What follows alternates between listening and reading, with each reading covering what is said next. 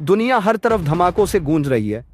बरेली में पोस्टर से भड़का बवाल, न्यूयॉर्क में पाकिस्तान का झूठा दावा और भारत का करारा जवाब। इसी मंच पर ईरान पर फिर से प्रतिबंध, नेतन्याहू और हमास की जुबानी जंग, गजा में बरसते बम। उधर भारत बना दुनिया का दवाखाना, अमेरिका ने कोलंबिया के राष्ट्रपति को वीजा झटका दिया। तो खाड़ी में यूएई इसराइल की डिप्लोमेटिक चाल ने सबको चौंकाया और उत्तर कोरिया का परमाणु धमाका दुनिया को नई दहशत में डाल रहा है। ये हैं वो लपटें जो आने वाले कल की सियासत का नक्शा बदल सकती हैं। समझौता और भी कुछ खबरें।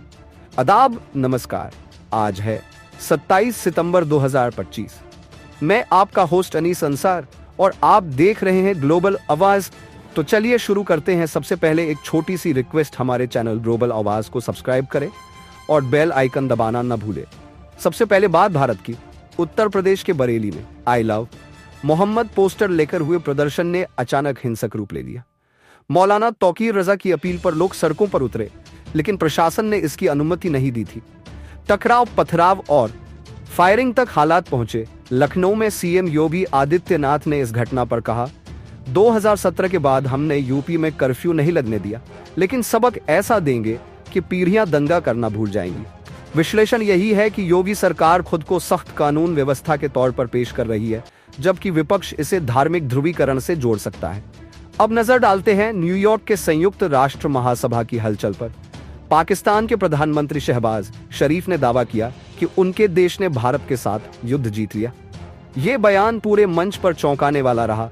भारत ने तुरंत पलटवार किया और राजनयिक पेटल गहलोत ने कहा, अगर तबाह रनवे और जले हैंगर जीत है तो पाकिस्तान इसका आनंद ले सकता है। साथ ही आतंकवादी ठिकानों को बंद करने और वांटेड आतंकियों को सौंपने की शर्त रखी। विश्लेषण साफ है, भारत कूटनीतिक मंचों पर पाकिस्तान को आतंकवाद के मुद्दे पर घेरने की रणनीति जारी रखे हुए है। इसी महासभा में ईरान को लेकर भी बड़ा फैसला हुआ।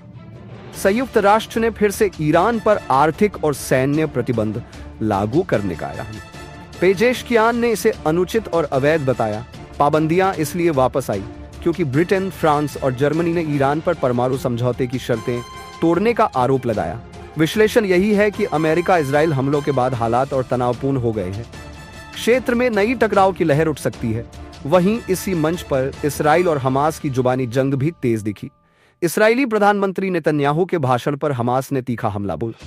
हमास ने कहा, यह झूठों की लंबी लिस्ट थी, गुमराह करने वाला भाषण था। नेतन्याहू ने फलस्तीन की मान्यता को पागलपन बताया और धमकी दी कि बंधक छोड़ो वरना हम तुम्हें खोज निकालेंगे। विश्लेषण यही है कि इसराइल हमास टकराव केवल मैदान तक सीमित नहीं, बल्कि अब वैश्विक मंच पर भी खुलकर लड़ा जा रहा है। अब बात भारत की ताकत बन चुके फार्मा सेक्टर की। भारत को दुनिया का दवाखाना कहा जाता है। वित्तीय वर्ष 2023-24 में भारत ने लगभग 28 अरब डॉलर का फार्मा निर्यात किया। इसमें 20% से अधिक हिस्सा वैश्विक सप्लाई चेन में है। अमेरिका भारत का सबसे बड़ा बाजार है, जहां अकेले 9 अरब डॉलर की दवाएं निर्यात की गईं। विश्लेषण यही है कि भारत का फार्मा सेक्टर न सिर्फ अर्थव्यवस्था को मजबूत करता है, बल्कि अंतर्राष्ट्रीय स्तर पर भारत की हेल्थ डिप्लोमेसी की ताकत भी बढ़ाता है। इसी बीच अमेरिका ने लैटिन अमेरिका में एक सख्त कदम उठाया है। अमेरिका ने कोलंबिया के राष्ट्रपति गुस्तावो पेट्रो का वीजा रद्द करने का फैसला किया है। कारण बताया गया, उकसाने वाली हरकतें। दरअसल पेट्रो ने न्यूयॉर्क में फलस्तीन समर्थकों को संबोधित किया और अमेरिकी नीतियों पर सीधा हमला बोला।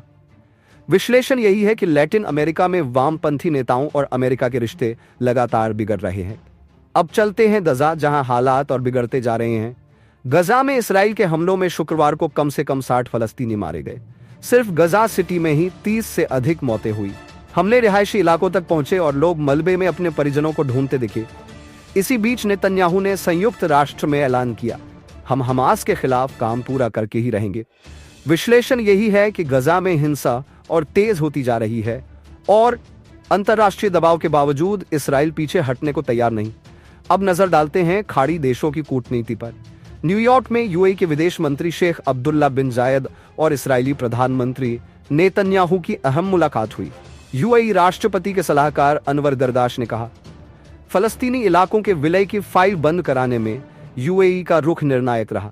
विश्लेषण यही है कि अरब दुनिया में यूएई खुद को शांति और कूटनीति का सबसे बड़ा खिलाड़ी साबित करने की कोशिश कर रहा है। और अब चलते हैं उत्तर कोरिया, जहां से आई है एक असामान्य खबर। उत्तर कोरिया से बड़ी खबर। किम जोंग उन ने कल रात परमाणु कार्यक्रम के जिम्मेदार अधिकारियों से मुलाकात की। उन्होंने साफ कहा, हमारी सबसे बड़ी प्राथमिकता परमाणु क्षमताओं को लगातार मजबूत करना है।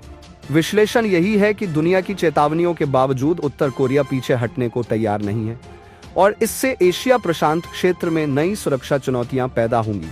तो दोस्तों, ये थी आज की बड़ी और अहम खबरें। अगर वीडियो पसंद आए तो लाइक और शेयर जरूर करें। मिलते हैं अगली वीडियो में, तब तक के लिए अलविदा।